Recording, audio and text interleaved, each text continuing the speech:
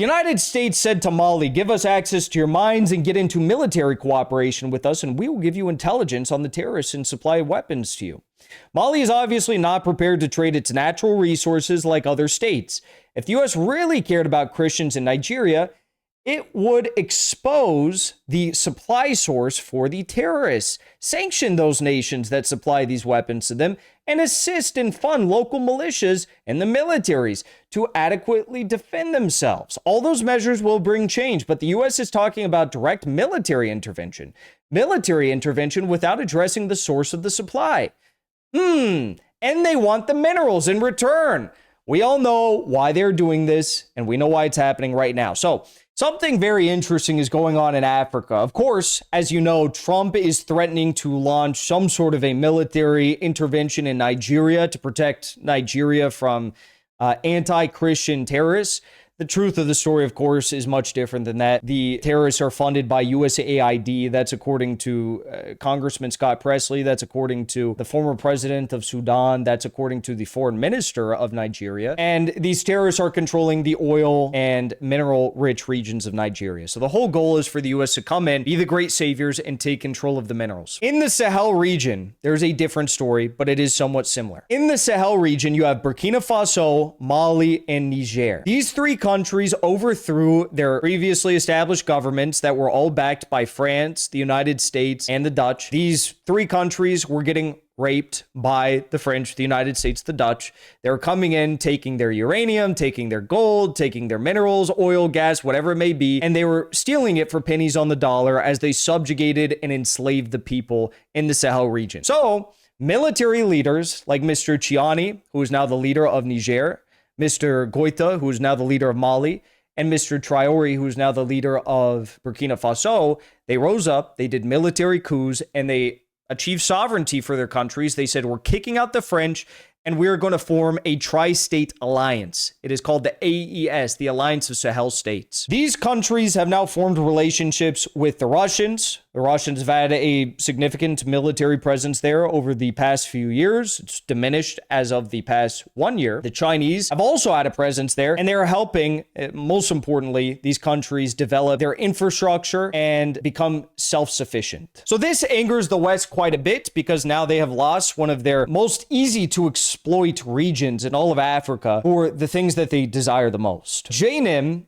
is this regional Al-Qaeda-linked group funded by the French. Word on the street is, word from the local journalists is that the French are providing them with locations to target, with satellite targeting. French are trying to make it as difficult as possible for the sovereign governments of the Sahel to overcome this terrorist threat. Now, it is worth noting that the terrorist threat from JNIM, it used to be really, really bad. Like prior to the French getting kicked out, so bad that in all of the major cities, there were terrorist attacks taking place on a daily, if not weekly basis.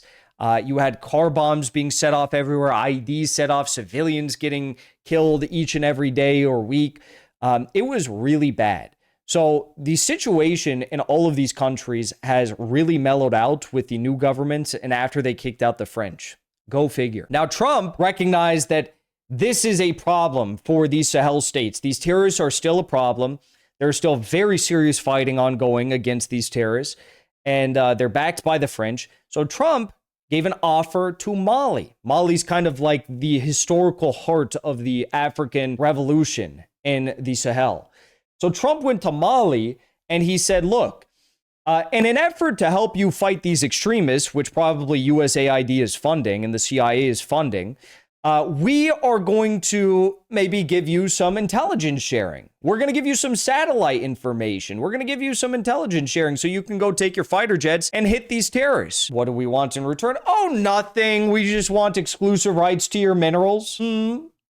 That was the offer Trump gave to Mali. Not too long after Mali denies that offer for assistance, that genuine offer for help, nothing nefarious about that offer.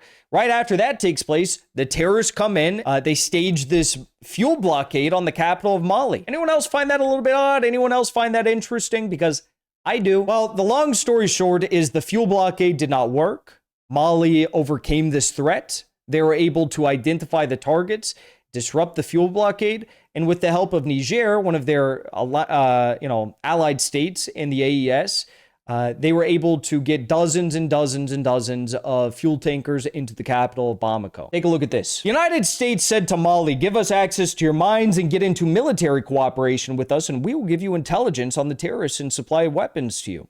Mali is obviously not prepared to trade its natural resources like other states. If the U.S. really cared about Christians in Nigeria, it would expose the supply source for the terrorists, sanction those nations that supply these weapons to them, and assist and fund local militias and the militaries to adequately defend themselves. All those measures will bring change, but the U.S. is talking about direct military intervention without addressing the source of the supply. And they want the minerals in return.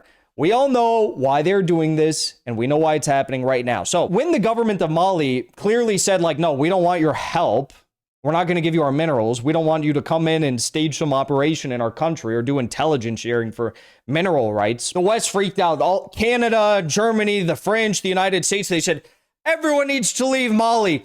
You know, shit is about to hit the fan. It's about to collapse. They cause all of this chaos, all of this, this is the end of the world for Mali, for the Alliance Sahel states. Several countries ordered citizens to leave amid Mali's worsening blockade. Now, what does Jackson do? Jackson texts his friends in Mali. Jackson texts his government friends in Mali and says, hi, what's going on? I hope all is well. Jackson texts his civilian friends in Mali who don't know government people. I text people in Mali, I text people Burkina Faso, people in Nigeria, people in Senegal. I text people all across the region. I say, tell me, please, what's going on here? I hope everything is okay. Everyone's like, Jackson, this is all about Trump trying to do this thing with the mineral rights. It's a lot of hype. Yes, it's not ideal that these terrorists came in and did the fuel blockade, but it's not going to last forever. They will overcome this. Everything's going to go back to normal. And the war against not terrorists, but this is really a war against imperialists, will continue. And that war is very, very serious. But the idea that like Bamako is going to fall this week, not going to happen. I said, okay, I hope. Well, it didn't. It didn't fall this week. The children are going back to school tomorrow. The gas stations are back to normal. They have fuel tankers in the capital once more. But of course, the mainstream media institutions that reported that collapse was hours away because Al-Qaeda militants are moving towards seizing the capital of Mali, they are not addressing this victory for the government of Mali. They were causing so much fear. They were saying this is going to become the first country in the world run by a U.S. designated terrorist group. Not true. Syria was. But anyways, they were saying this stuff and they were causing all this fear. But now the government of Mali won. Why are you not coming out and correcting the record and saying, actually, we got it wrong, and the sovereign government of Mali did this without the help of the U.S., without the help of the French, and they broke the blockade and they won? Interesting. By the way, Russia, Burkina Faso, Mali, Niger, they accuse Ukraine of supporting these terrorists like Janim inside of the Sahel. Russia claims before the UN that France, Ukraine, Algeria, and Mauritania are the supporters of terrorism in Mali. I want to share this story with all of you because this is from when President Goita in Mali first entered office. He stated upon recently being inaugurated that he was instructed by France to only fight the Islamic State, ISIS in Africa, and to leave Janim alone. Don't fight Janim, which are the Al-Qaeda affiliates, just only fight the ISIL affiliates. Back when France was still in Mali. Then after France left, they sent an emissary to Mali to offer them a pause of a month in Janim operation. So he's saying Macron's, diplomats came to him and said, okay, we'll stop the Janim threat against Bamako for a month if you exclusively fight the Islamic State Sahel province together. He obviously refused this offer. They are fighting all the terrorist threats, Al-Qaeda and the Islamic State Sahel province. And they're doing a good job of it, as good a job as they can with, I guess, the help of Ukraine, France, Mauritania, and Algeria all supporting the terrorists. David Hundean, great journalist from Nigeria, posted this. The Malian government is reconstructing the road between the capital Bamako and Kayes near the Senegalese-Mauritanian border. Janim terrorists stage an attack on the construction site without any confirmed casualties, but they make sure to destroy the construction equipment. They did not kill anyone, but they carefully destroyed all the road construction equipment on site. Now, this is what I've always pointed out. These terrorists inside of Africa or Syria, for that, wherever, it's kind of odd to me that they're so committed to the idea of stopping the sovereign development and the infrastructure projects of the governments that they're targeting. If they were so, if they were committed Islamists, extremists, as they say, they're adherent to this Al-Qaeda, Salafists, Wahhabis, if they're so committed to this, why are they targeting roads? Why are they blowing up construction equipment? Why are they targeting energy pipelines? Because these are agents of the Western imperialists who are targeting the sovereign governments that seek to develop in a self-sufficient manner. Now, the president of Mali, after the fuel blockade broke, they airstriked several positions of these fighters.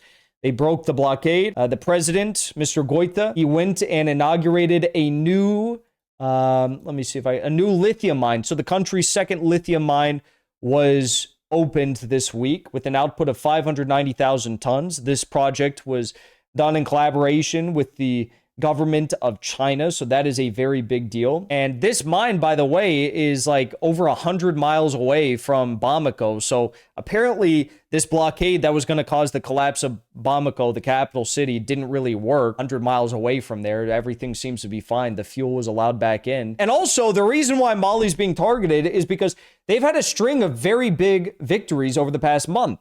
Mali won a major battle against the Canadian mining company, Barrick Gold. They've been in a very noteworthy lawsuit with Barrick Gold following the rejection by the International Center for Settlement of Investment Disputes. Basically, Barrick Gold was accused of not paying taxes for many years, so the Mali government decided to just seize their mine. And they started to operate the mine themselves. So the Barrick Gold sued them, and they said, we need some sort of expedited court hearing. And the International Settlement of Investment Dispute said, nope, you're not getting an expedited hearing. It's clear you didn't pay your taxes, and this is going to follow normal protocol. So no expedited hearing. Mali can continue operating the mine now. So that is a very big deal. There's been other victories over the past few months. President Goita resisted the U.S. plan for partnership for mining rights. He stood up to U.S. plans to deport Trump's unwanted migrants to Mali. That was something Trump did when I was in Burkina Faso. Trump started to say, we're going to deport all our migrants to Burkina Faso and Mali. They said no. Trump responded by saying, okay, we're going to put a $10,000 security deposit down required for all citizens of Mali or Burkina Faso that want to come to the United States on a visa. What did the governments of Mali and Burkina Faso do? They said, okay, if you have any citizens that want to come to Mali or Burkina Faso, they will also have to pay a $10,000 security deposit. And then Trump just said, okay, screw the whole thing. We're not doing this anymore. And he bent the knee, essentially.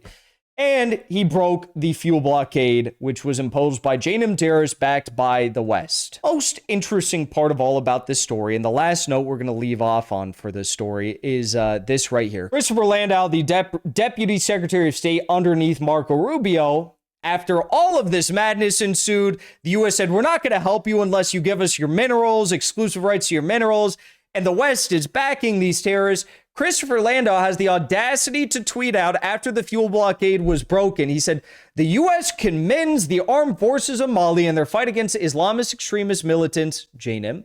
Today, I had an excellent conversation with Mali's Foreign Minister Abdoulaye Diop to discuss our shared security interests in the region. Look forward to greater cooperation. That was a victory call for Mr. Abdoulaye Diop. He's like, yes, congratulate us. After you refused to help us in any way, shape, or form unless we gave you our minerals, tell me how great our sovereign forces of Mali are doing. Tell us, Mr. Deputy Secretary of State. Thank you very much for helping us not. So, a difficult situation in Mali, thanks to the imperialists. Difficult situation in Burkina Faso and Niger. These countries are trying to develop. They're trying to open lithium mines. They're taking control of their assets. They're trying to do a lot. They're building roads. They're building stadiums. They're building schools, universities. They're building much needed infrastructure, oil refineries. But what is the tool that the West is using to stop them? Well, the political diplomatic pressure has failed. So they are trying to use terrorists to stifle the innovation and the development of their countries. It's not working, thank God, but it is a tough fight nonetheless.